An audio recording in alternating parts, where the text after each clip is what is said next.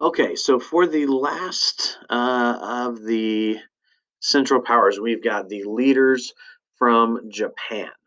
You have Hideki Tojo. Tojo was more of your military leader. He was in charge of the army.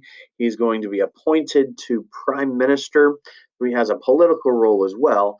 Um, but in Japan, they're going to be a little bit different than the countries that we've talked about so far. Italy had one clear cut leader, that was it. Germany, one clear cut leader, that was it. In Japan, you had more of your political leader, your military leader, Tojo, but you also had an emperor who was almost more of a spiritual, kind of being. So let's talk about Tojo. Tojo is going to be once again, more of the political side. He's the military leader.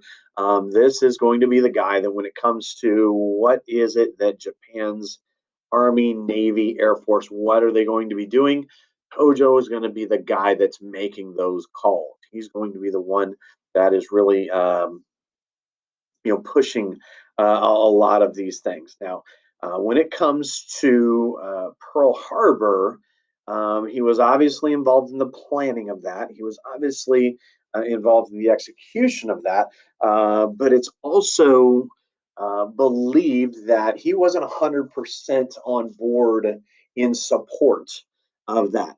In fact, there's a belief that a quote that comes out from this time period that says something along the lines of, it's believed he said that I fear all we have done is awaken a sleeping giant, meaning, hey, yeah, we struck at the United States at Pearl Harbor, but was it really the best course of action? Did it really cripple them like we hoped, or like Japan hoped, or did it just serve to make him mad and get him involved? He ultimately wasn't so sure that the Pearl Harbor strike obviously was the correct course of action. When it comes down to it, again, he's going to make all of your military decisions. So in the end, he is going to be kind of held accountable for what the military did, some of the things that they were accused of.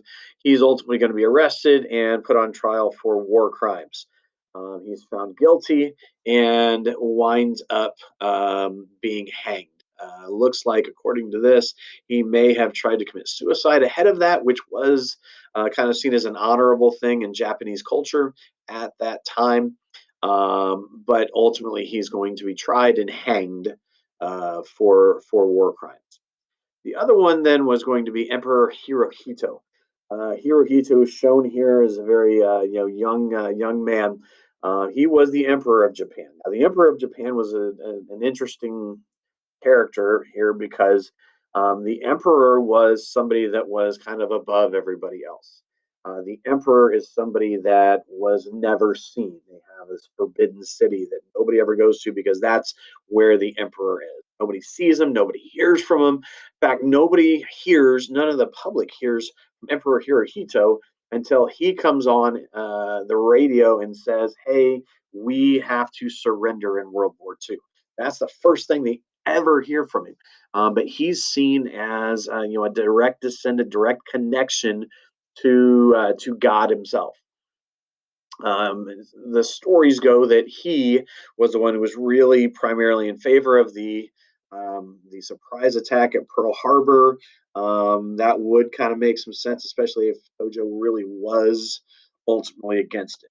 Now, after the war is over, there's a big concern over how do you deal with Japan going forward. Yes, you're going to put Tojo on trial; he's going to be executed.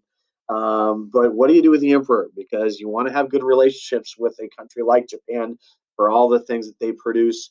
The ultimate decision was to allow him to stay in place, but with a greatly diminished political role. He's actually going to be allowed to stay and even lives all the way up until 1989, one of the last remaining emperors that the world ever saw.